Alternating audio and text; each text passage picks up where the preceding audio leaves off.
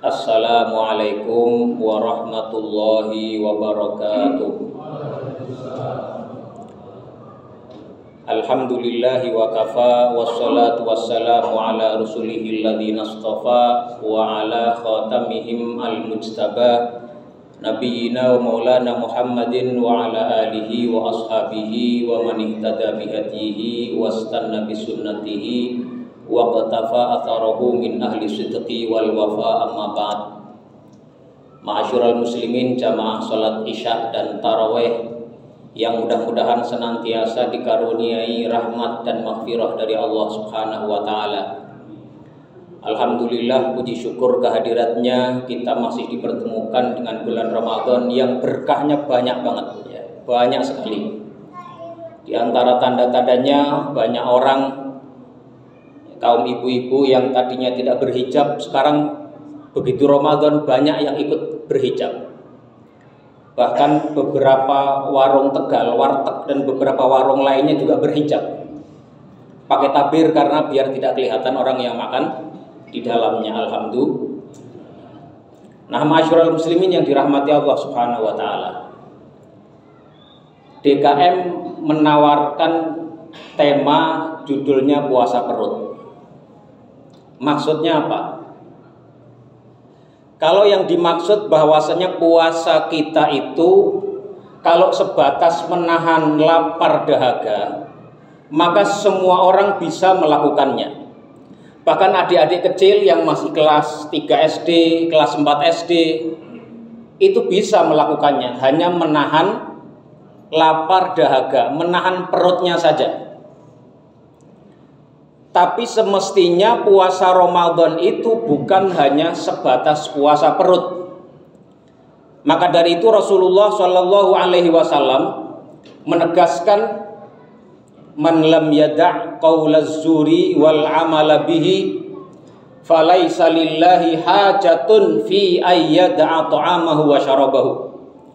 Kalau ada orang puasa, ngakunya puasa tapi ternyata tidak bisa menahan diri, tidak bisa mengontrol diri dari perilaku perbuatan dusta, perkataan dusta, dan juga beberapa bentuk dosa-dosa yang lainnya, falaisa lillahi hajatun fi ayyada'a ta'amahu wa syarabahu. Maka Allah nggak butuh lagi dengan lapar dahaganya. Artinya apa? Artinya pahalanya itu bisa terbatalkan dengan kebohongan dan dosanya itu. Tetapi ma'asyiral muslimin yang dirahmati Allah Subhanahu wa taala, kalau kita mau membahas puasa perut dari sisi yang lain, mungkin sebagian kita bertanya-tanya, mengapa di dalam puasa itu salah satu hal yang paling utama dilarang itu justru minum dan makan, atau sesuatu yang urusannya dengan perut? Itu kenapa? Padahal dia itu bukan tujuan utamanya.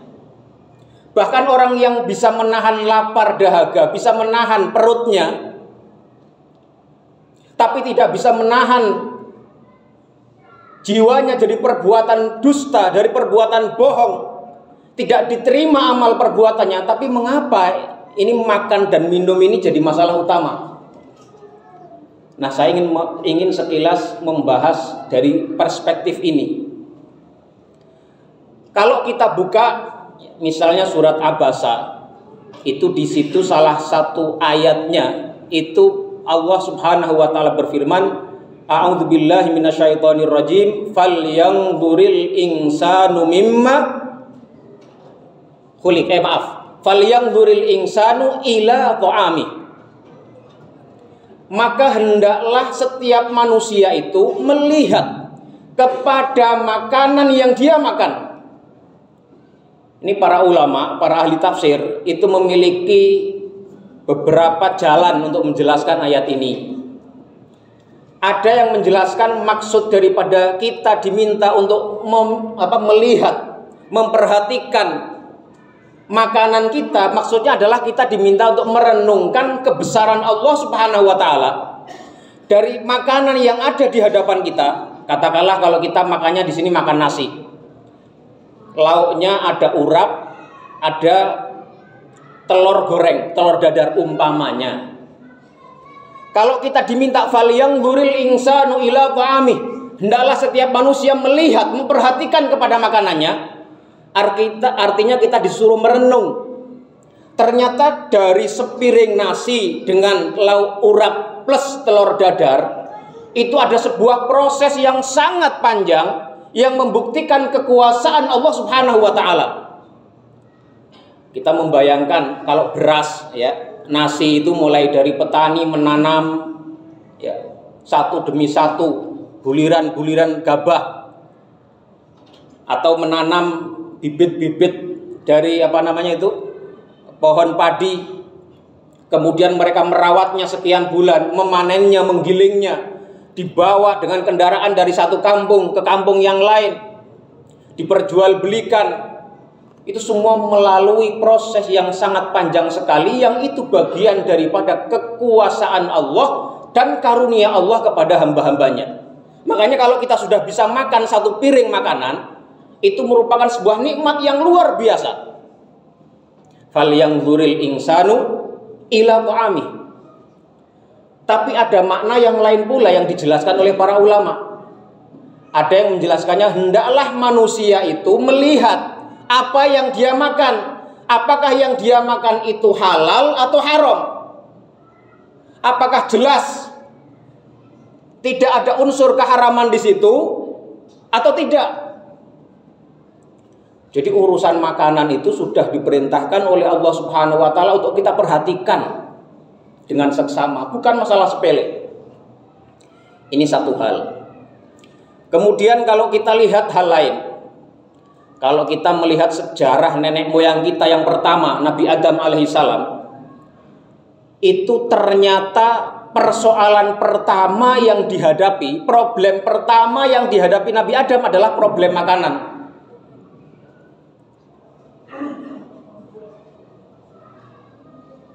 Wa qulna ya Adam uskun anta wa zawjukal jannata wa kula minha ragadan haitsu syi'tuma wa la taqraba hadhihi asyajarata fatakuna minadh dhalimin. Wa qulna, dan kami mengatakan, kata Allah Subhanahu wa taala, uskun anta, tinggallah engkau wahai Adam, wa zawjuka al jannata, dan bersama pasanganmu, bersama Hawa istrimu, wa kula minha ragadan haitsu syi'tuma, silahkan kamu makan apa saja wahai Adam. Dari seluruh pelosok sudut-sudut surga itu, semua jenis makanan dihalalkan kepada Nabi Adam dan istrinya. Tetapi satu hal ingat wahai Adam, wala taqraba hadhihi syajarata, jangan kamu deket-deket apalagi makan buah dari pohon ini. Pohon ini oleh Allah tidak disebutkan namanya apa. Memang di ayat lain disebutkan itu syajaratul khuldi, tapi itu adalah bahasa setan, bahasa iblis untuk menggoda Nabi Adam. Syajaratul khuldi itu maksudnya adalah pohon keabadian, yang dengan itu iblis merayu Adam agar memakannya. Kalau mau kamu makan itu wahai Adam, kamu akan abadi di surga ini. Dan ternyata singkat cerita kemudian Nabi Adam tertipu oleh godaan iblis dan akhirnya beliau makan dari pohon satu-satunya yang dilarang oleh Allah Subhanahu wa taala untuk dia makan. Jadi problem pertama bapak nenek moyang kita dulu yang pertama Nabi Adam itu adalah urusan apa? Makanan. Jadi urusan makanan ini bukan urusan yang mudah. Nah, karena dari itu, ma'asyiral muslimin rahimakumullah, kalau kita perhatikan lagi Al-Quran ini, karena bulan Ramadan itu bulannya Al-Quran, ya. Malaikat Jibril setiap malam pada bulan Ramadan itu turun kepada Rasulullah SAW untuk liyudarisuhu au liyudarisuhul Quran au fayatadarasu Al-Quran. Jadi menurut dalam Sahih Bukhari disebutkan bahwasanya setiap malam di malam-malam bulan Ramadan, malaikat Jibril itu turun bertemu dengan Rasulullah SAW, fayudarisuhul Quran, maka keduanya tadarus Al-Quran. Dan itu terjadi pada setiap malam di malam-malam bulan Ramadan. Ini artinya interaksi kita dengan Al-Quran itu harus kuat. Ceramahnya pun ini isinya tentang Al-Quran. Nah, kalau kita buka Al-Quran, itu ada beberapa jenis panggilan.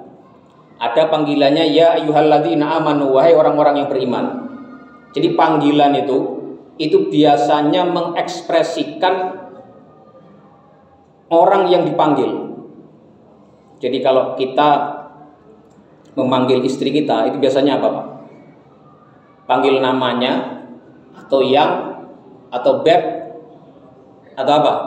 Hah? Kalau yang tua-tua biasanya ya biasa aja lah. Yang muda-muda biasanya berinovasi dengan berbagai banyak panggilan. Ada yang pakai ya ayyuhalladzina amanu ketika Allah memanggil untuk puasa. Tetapi ada pula panggilan yang menggunakan ya ayyuhan nas. Itu ada kurang lebih 19 atau 20 kali dalam Al-Quran. Dan yang pertama kali disebutkan ya ayyuhan nas itu ada di ayat 21 dari surat Al-Baqarah. Jadi kalau kita buka lembaran Al-Quran dari awal, dari halaman pertama sampai terakhir itu, panggilan pertama ya ayyuhan nas itu ada di ayat 21 di surat Al-Baqarah. Itu panggilan itu berisi tentang perintah beribadah kepadanya. Ya ayyuhan nasu u'budu rabbakumul ladzi khalaqakum walladzina min qablikum la'allakum tattaqun. Wahai manusia, sembahlah Allah yang menciptakanmu dan orang-orang sebelum kamu. Itu panggilan pertama. Nah, yang menarik, yang punya relevansi dengan tema malam ini, itu panggilan ya ayyuhan nas yang kedua. Itu disebutkan dalam ayat ke-168 kalau nggak salah ya, 168 dari surat Al-Baqarah. Urusannya tentang apa? Ternyata urusannya tentang perut. Urusannya tentang urusan makanan. Ya ayyuhan nasu kulu mimma fil ardi halalan thayyiba wala tattabi'u khutuwatis syaitan innahu lakum aduwwum mubin. Jadi urusan makanan, urusan perut itu ditempatkan di tempat yang kedua setelah urusan beribadah kepada Allah Subhanahu wa taala. Ya ayyuhan nas, wahai manusia, kulu makanlah oleh kalian mimma fil ardi, dari apa-apa yang ada di muka bumi, halalan thayyiba, yang halal lagi thayyib. Wala tattabi'u khutuwatis syaitan, dan janganlah kamu ikuti langkah-langkah setan. Innahu lakum aduwwum mubin, sesungguhnya dia, setan itu adalah musuhmu yang nyata. Jadi sekali lagi, ya ayyuhan nas yang kedua disebutkan dari urutan mushaf ya. Itu masalahnya adalah masalah makanan. Dan di situ Allah Subhanahu wa taala mengkaitkan antara urusan makanan dengan urusan agar kita jangan sampai tergoda kepada langkah-langkah setan. Wala tattabi'u khutuwatis syaitan. Jadi setelah Allah Subhanahu wa taala meminta hambanya untuk makan makanan yang halal yang thayyib, Allah mengingatkan janganlah pula kalian mengikuti langkah-langkah setan. Makanya sebagian ulama yang mengkaji Al-Quran itu mengatakan ini pasti ada korelasinya. Ini pasti ada relevansinya mengapa larangan mengikuti langkah setan itu diikutkan setelah makan, urusan makan. Para ulama mengatakan bahwasanya salah satu hal yang memudahkan seseorang tergoda oleh setan itu adalah kalau dia tidak bisa menjaga makanannya. Jadi kalau kita nggak hati-hati makan asal makan, nggak peduli haram atau halal, nggak peduli itu nasi atau aspal, itu berarti dia akan berpotensi untuk mudah lebih diseret oleh setan. Ini jadi sekali lagi urusan makanan itu merupakan urusan yang sangat luar biasa penting. Ini aspek yang kedua. Kemudian aspek yang ketiga, yang terakhir, sudah 14 menit 34 detik. Ini saya lihat, soalnya saya pasang timer. Kalau kita lihat ayat-ayat puasa dari ayat 183 sampai 187, itu ada 5 ayat-ayat puasa. Mulai ya ayyuhalladzina amanu kutiba alaikumus syamu kama kutiba alal ladzina min qablikum la'allakum tattaqun, ditutup dengan kadzalika yubayyinullahu ayatihi linnasi la'allahum yattaqun, ditutup dengan yattaqun lagi, dari takwa kepada takwa. Saya nggak ingin membahas itu. Tapi yang ingin saya garis bawahi adalah bahwa setelah selesai ayat-ayat puasa, Allah sebutkan dari ayat 183 sampai 187, maka ayat pertama yang datang setelah itu adalah ayat tentang urusan makan makanan. Allah Subhanahu wa taala berfirman, wala ta'kulu amwalakum bainakum bil batili wa tudlu biha ilal hukami litakulu fariqam min amwalin nas bil itsmi wa antum ta'lamun. Dan janganlah wahai kalian umat Islam yang sudah ditarbiyah dengan puasa, wahai seluruh orang yang mengaku beriman, wahai orang-orang lulusan Ramadan, ingat kalau kalian di Ramadan berlatih menahan makanan tadi, puasa perut tadi, ingat ada tujuan yang lebih utama daripada itu, wala ta'kulu amwalakum bainakum bil batil. Janganlah sekali-kali kalian memakan, meskipun di situ memakan harta, itu kan kias majazi, memakan harta, tapi itu urusannya tetap urusan makanan. Wala ta'kulu amwalakum bainakum bil batil, dan janganlah kalian memakan harta-harta kalian itu dengan cara yang batil. Jadi urusan perut tadi, puasa perut, puasa menahan lapar dan dahaga, itu bukan sekedar syariat biasa, tapi mengandung satu filosofi yang sangat dalam sekali dan sangat dekat dengan kehidupan kita sebagai umat manusia dalam membangun peradaban yang bernilai Islam dan bernilai iman kepada Allah Subhanahu wa ta'ala. Menit ke-17 lebih 10 detik. Aku qauli hadza wa astaghfirullah li wa lakum. Wassalamualaikum warahmatullahi wabarakatuh.